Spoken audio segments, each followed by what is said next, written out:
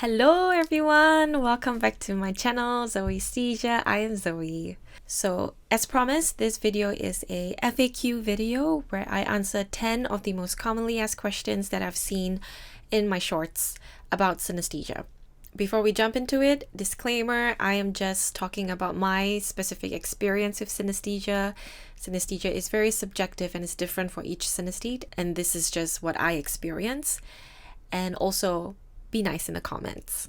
Okay, question 1. Where and how do I see it? So for my chromesthesia, I'm an associated synesthete. That means I only see it in my mind's eye most of the time. So it's kind of like when I ask you to, hey, think about an apple, you kind of have, unless you have aphantasia, you can kind of have a mental imagery of the apple in your head. So it's similar like that. But there are some people who are projected synesthetes. That means they see it physically outside of their mind's eye. For me, I say like mainly in my mind's eye because sometimes I do see some projected color. Like if someone's talking, I see a little orange spark, or if I'm just doing something randomly at the corner of my eye, I would see a little purple color thing or in front of me. But because I have multiple forms of synesthesia, I don't know which form is triggering that. So it could be my chromesthesia. I have no clue. Basically, there are two types of synesthete, associator and projector, and I am largely an associator synesthete for chromesthesia. Question 2, can I drive? I thought that was a really cute question because I've never thought about it at all before, ever, if I can drive. But yes, I can drive because it's only in my mind's eye. But I do notice that I play only songs that I'm familiar with when I'm driving.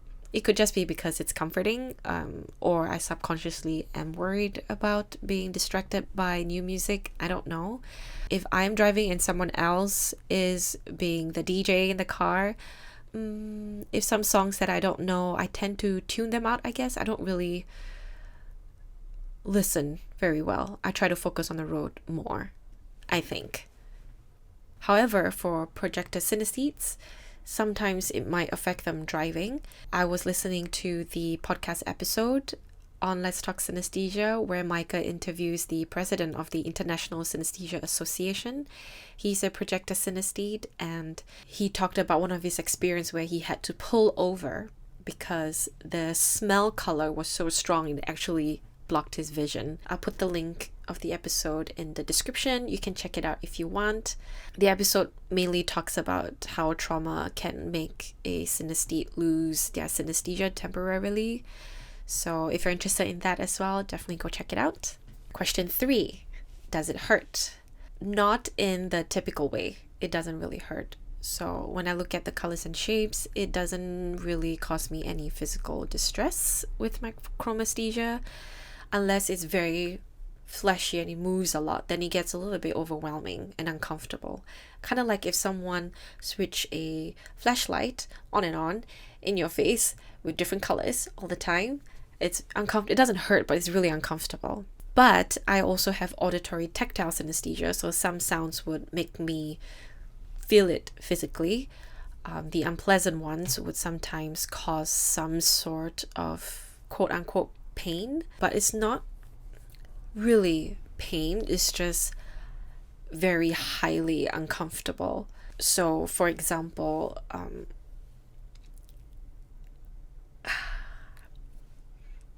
just thinking about it, I can feel it. When you're eating and your fork scratches your plate, that sound, that screeching sound, I would usually feel it in my left and bottom left front teeth. It's very uncomfortable. The feeling is like when you bite into something that's really cold and then it stings like that, but it like pulsates. That feeling, that stinging feeling would keep pulsating, and that would really hurt my teeth.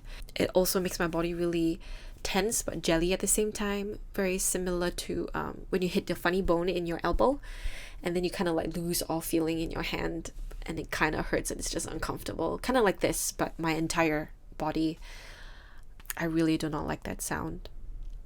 Or listening to any metal genre of music or some aggressive rock. Just last week, I went into a bar with some friends of mine and we didn't know what songs they were playing, but we walked in and they were blasting metal music. They probably weren't blasting. Maybe it was a regular volume, but for me, I was like, oh my God, it feels like they were blasting. But I couldn't stay for more than 5 minutes because it felt like someone was scratching my eyes from the inside, and there are wrestlers in my body and they're like body slamming each other and fighting, but like me on the inside. It's very uncomfortable, and it accumulates very quickly, that feeling, and I couldn't stay for 5 minutes and I had to remove myself from the bar. I was very lucky because my friends were very accommodating and we found a new bar. So it's painful, not in a typical kind of way, but it does cause some extreme discomfort. Question 4. Isn't this normal? Well, I've been there. I thought it was normal, and I thought everybody could see the colors and shapes. So if you're a synesthete and you think that, it is very, very common to think that. A lot of us think that way, especially those who were born with synesthesia and did not acquire synesthesia from a brain surgery or brain injury. We just think it's normal until we kind of stumble upon synesthesia, either from a friend or in school or a mention or a video, maybe this video online. Then you would find out like, oh, it's not normal and it's okay. Don't worry, you're fine. Which leads me to my next question. So there are some people who think it's normal because they think it's imagination. It's not imagination. So synesthesia and imagination is very different.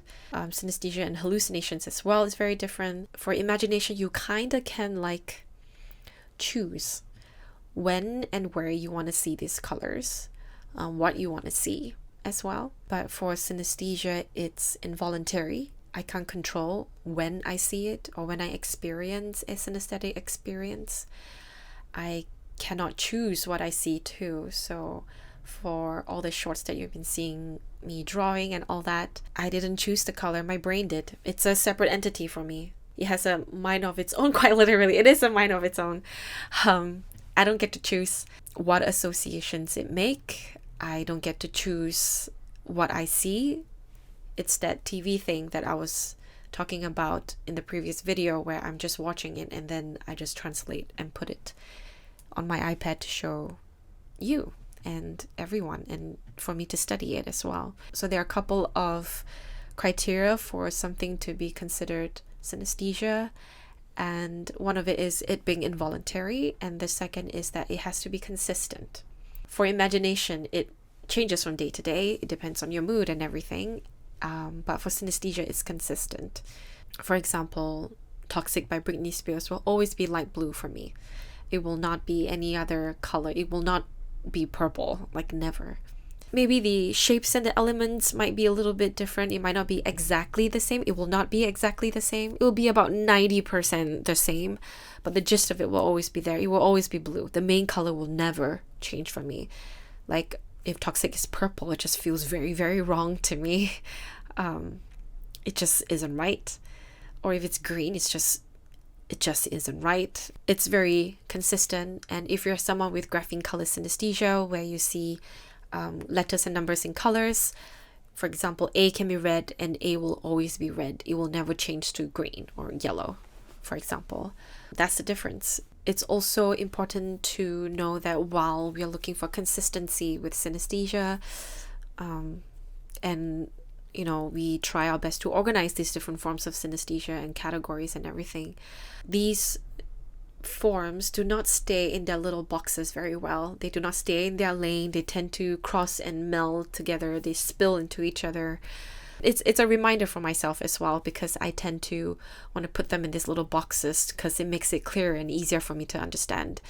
But sometimes it doesn't. It just spills over to other things, or once in a while, what is usually at the bottom for me, like a base, is usually dark colored at the bottom. I would see it like at the top, a little bit too high, the position, and I'm like, what are you doing there? That's so weird.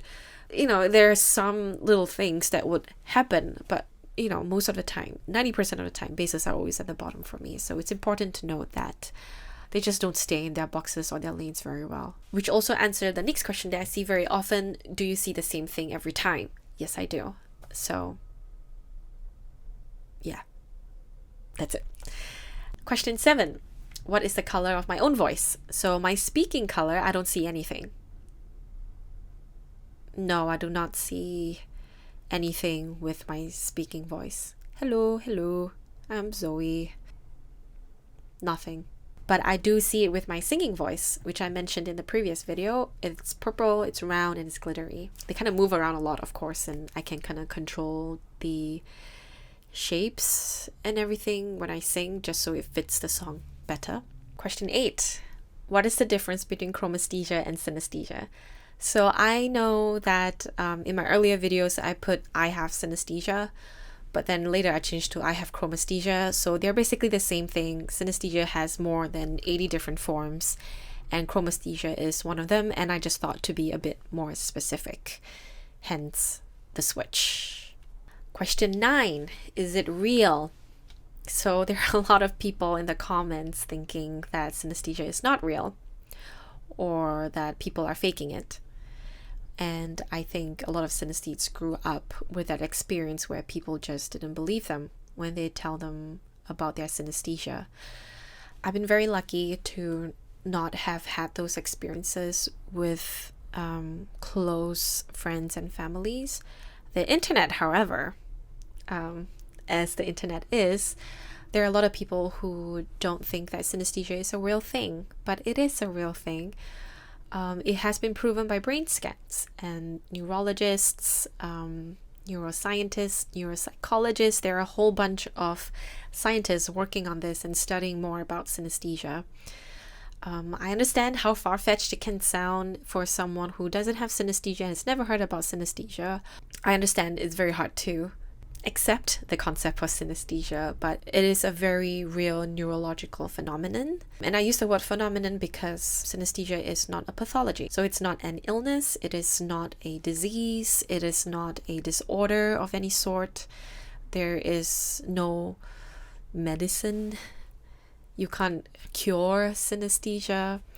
If you want to hear from all these scientists directly, check out the Synesthesia podcast. Maike interviews a lot of researchers and synesthesia experts, neuropsychologists, and they share their findings with us on the podcast. So go ahead and listen to them if you're interested to hear about synesthesia from a scientific point of view. Speaking of science, it leads me to my last question. How do you get a diagnosis? Well, it's very hard to get a diagnosis for synesthesia. So the only surefire way that I know of at the moment is a brain scan. And most of the synesthetes in the synesthesia community are self-diagnosed. I know, self-diagnosis, there's a whole debate around there. If you're interested in my thoughts and Maike's thoughts about self-diagnosis, we actually have an episode on that. It got a little bit heated, a little bit warmer than most episodes that we did together. But do check out the episodes if you want. I will also leave the link in the description and you can check them out. You can hear about it. For most synesthetes, we just don't have the access to get a formal diagnosis. There are also a bunch of other reasons why someone wouldn't want to get a formal diagnosis, and who are we to judge? You know, we don't know everyone's circumstances. But if you have the access and if you want to, go ahead, definitely go get yourself a brain scan to get a formal diagnosis. Alright, so that's the 10 commonly asked questions about synesthesia. I hope you guys enjoyed that. I hope it was helpful. There was another question that people do ask is the downsides of having synesthesia. I think that deserves a video on its own, so I will cover that in the next one where I share with you some of the downsides. For my fellow synesthetes, please leave a comment below. Tell me if you also have the same answers as I have. What is your experience like? Are you an associator or a projector synesthete, and for which forms? Can you drive? Do you have trouble driving? For people who have auditory tactile, does it hurt for you when you hear something that you don't like?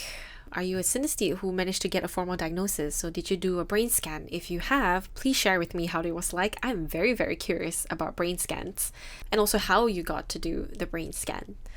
So yeah, that's all I have for you guys. Final reminder to be kind in the comments, and I will see you guys in the next video. Bye!